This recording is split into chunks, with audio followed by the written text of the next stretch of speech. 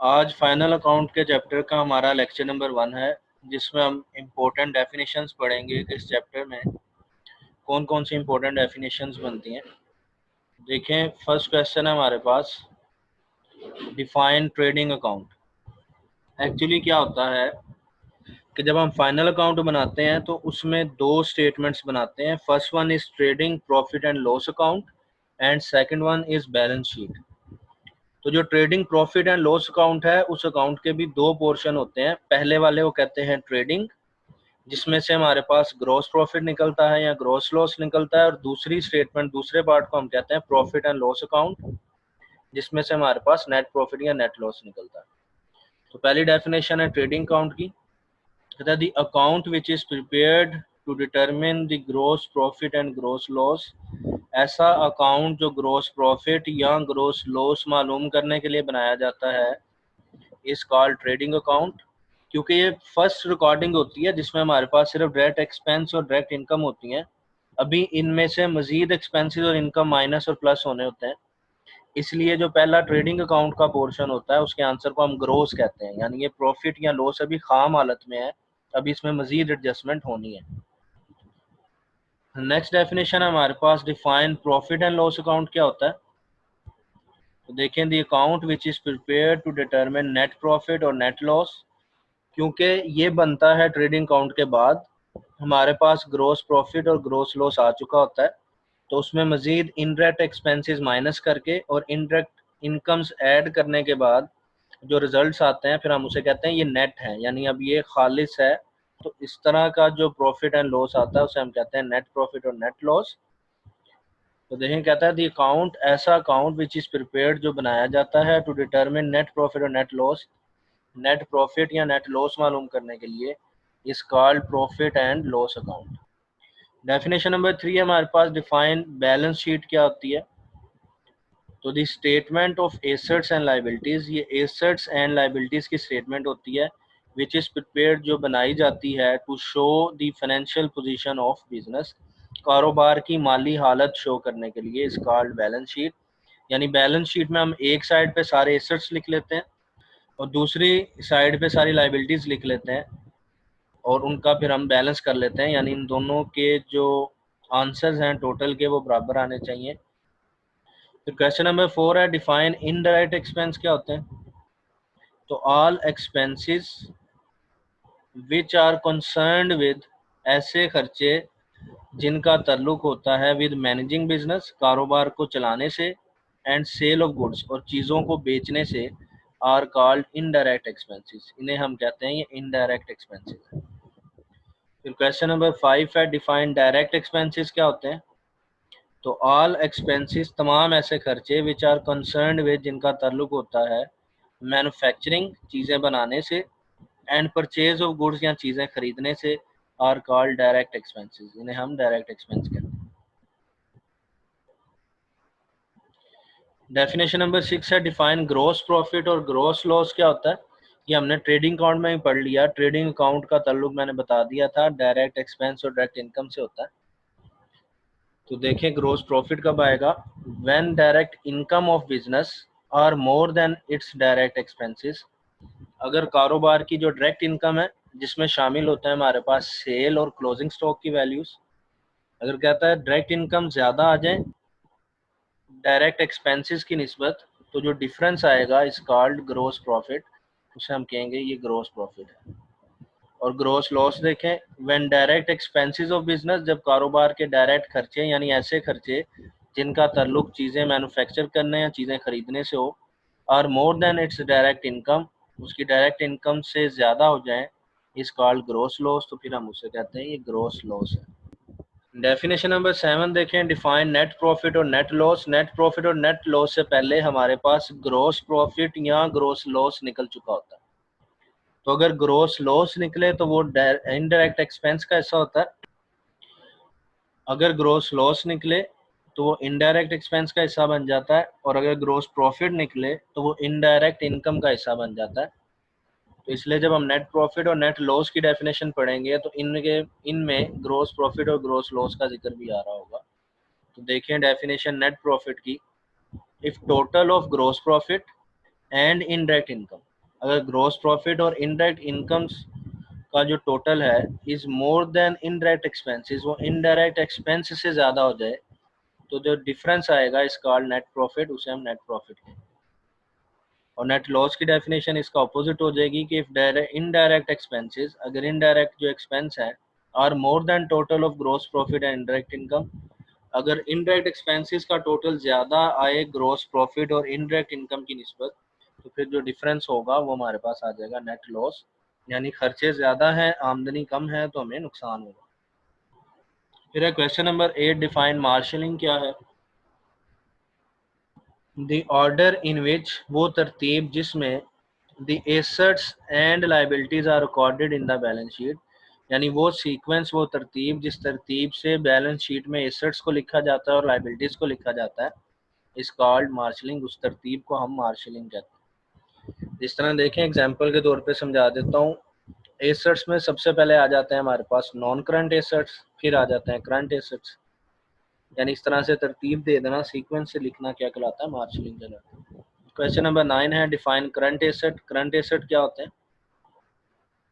The assets having short life, ऐसे asset जिनकी life कम हो, डेट इज 1 ईयर, 1 साल और लेसर या इससे कम हो, और कॉल्ड करंट एसेट्स, उसे हम करंट एसेट कहते हैं। एग्जांपल देख लें, कैश, कैश नॉर्मली हम डेली यूज कर लेते हैं।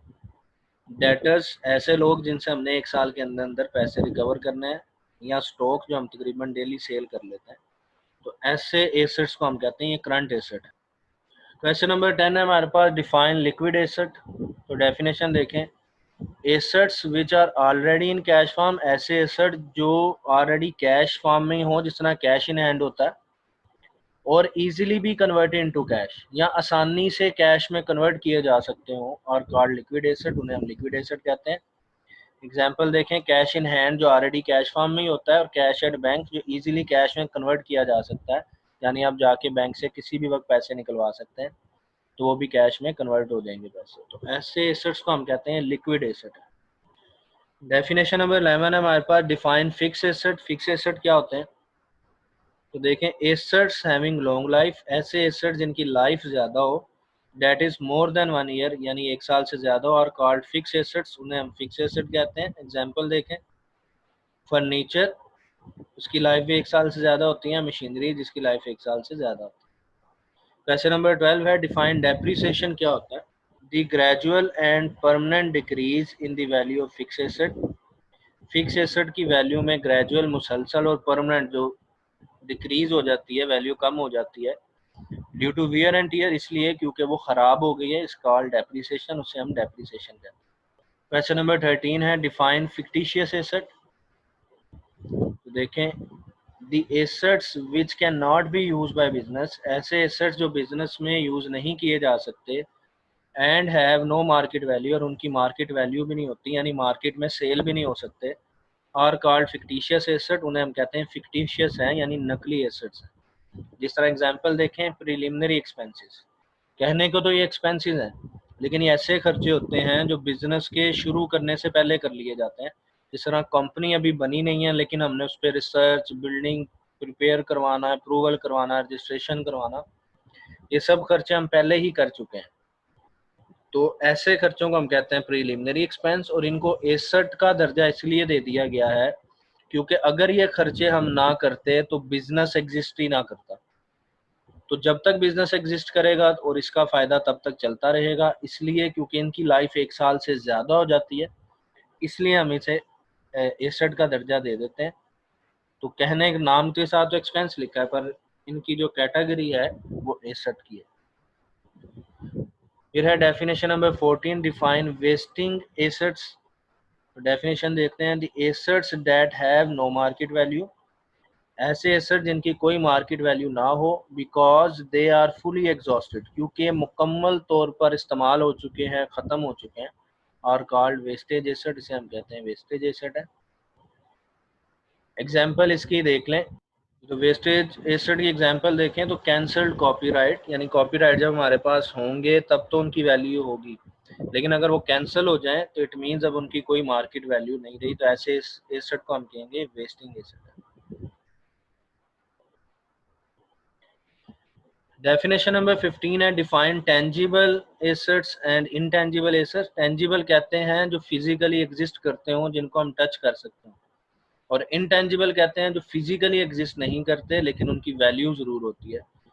तो देखें टेंजिबल एसेट की पहले definition, the assets that have physical existence, ऐसे एसेट जो फिजिकली मौजूद होते हैं, एंड कैन बी टच्ड, और उनको टच कर सकते हैं, are called tangible asset.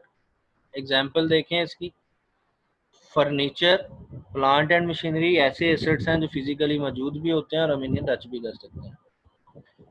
Next is intangible asset, the assets that do not have physical existence, जो फिजिकली वजूद नहीं रखते, and can not be touch, और उसे टच नहीं किया जा सकता, आर कॉल्ड इंटेंजिबल एसेट्स।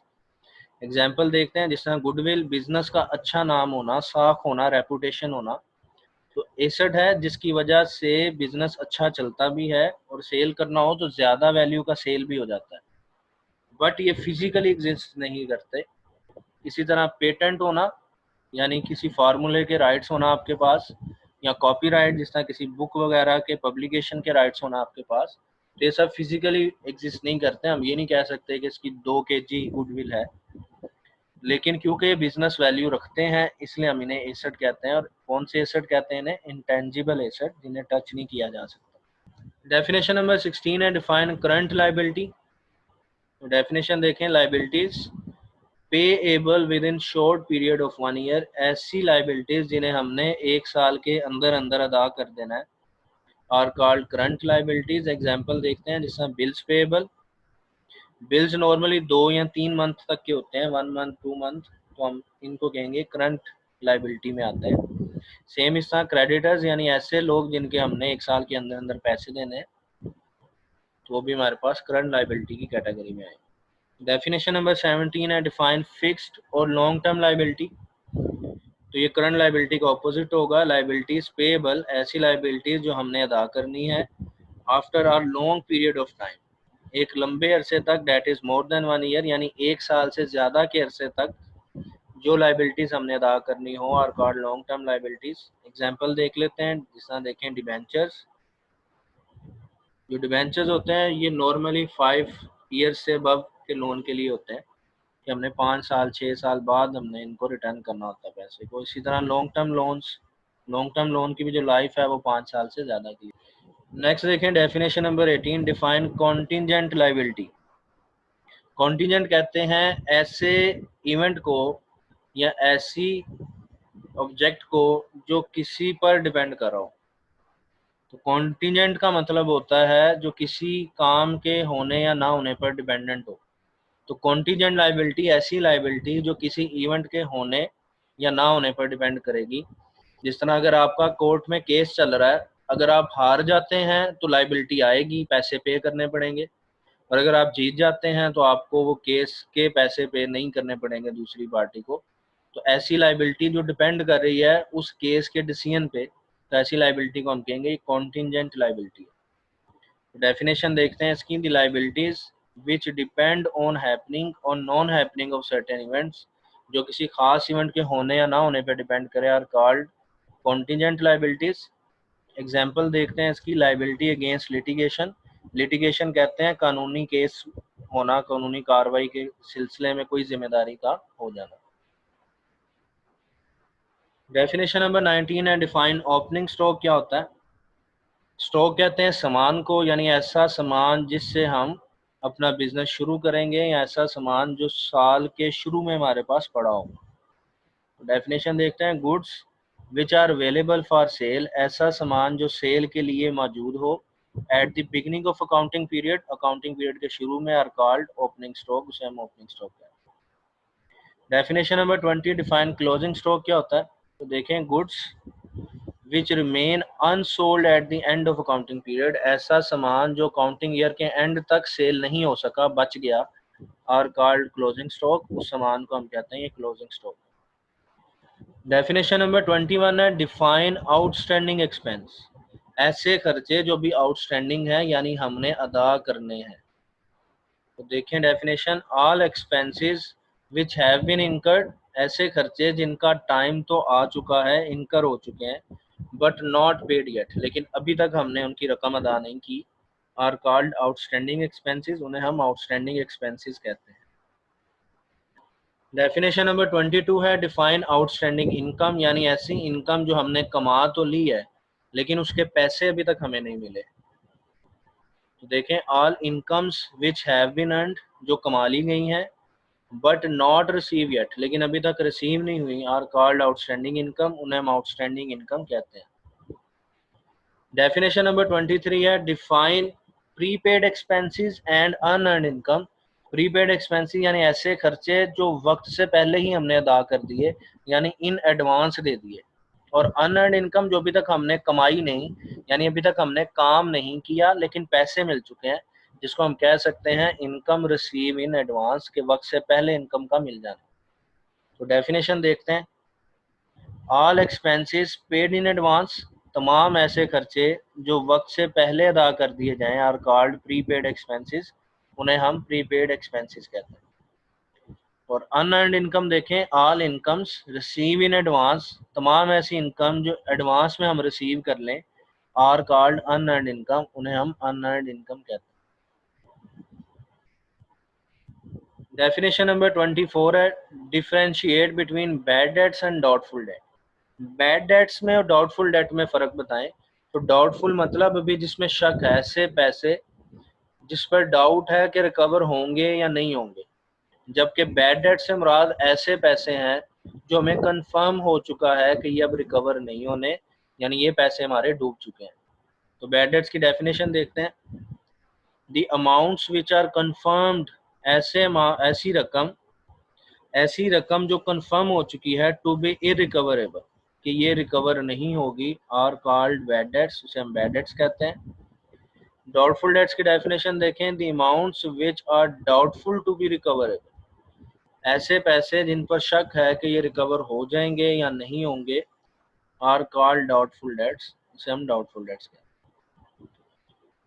फिर डेफिनेशन नंबर 25 है define provision for bad dates. Provision कहते हैं अंदाजन पैसे वक्त से पहले सेपरेट कर लेना, यानी अगर हमें लगता हो कि हमारे बैड डेट्स हो जाएंगे तो हम उस नुकसान को पूरा करने के लिए पहले से ही थोड़े थोड़े पैसे हर मंथ या एक ख़ास इंटरवल के बाद अगर सेपरेट करते रहें, तो ऐसी अमाउंट को हम कहते हैं provision for bad dates.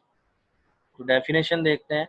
The amount equal to estimated bad debts, ऐसी रकम जो अंदाजन बैड डेट्स के बराबर होती है, यानी हम अंदाज़ा लगा लेते हैं कि इतनी रकम के हमारे बैड डेट्स होंगे, तो उसके बराबर की amount which is kept separate, जो अलहदा कर ली जाती है, टू कवर द लॉस, ताकि उस नुकसान को कवर किया जा सके, ड्यू टू बैड डेट्स, जो बैड डेट्स की वजह से हुआ है, व्हेन एक्चुअली हैपन, जब असल में वो बैड डेट्स का नुकसान हो जाए, is called provision for bad dates, उसे हम प्रोविजन फॉर बैड डेट्स कहते हैं। तो यहाँ तक इस चैप्टर की हमारी डेफिनेशंस थी।